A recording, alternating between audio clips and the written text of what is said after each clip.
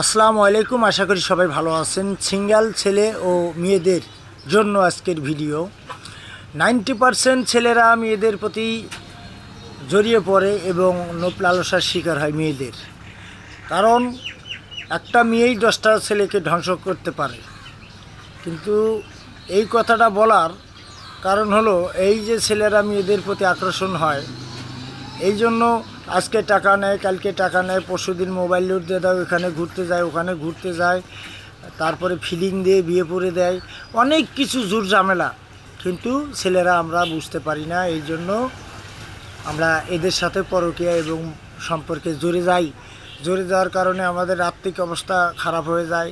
আস্তে আস্তে টাকা থাকে না কাছে, তার চাহিদা মিটাইতেই আমাদের হিমশিম খাওয়া যায়, তার চলা কষ্ট হয়ে যায়, ছেলেটার মেয়ের চাহিদাই মিটাইতে পারে না।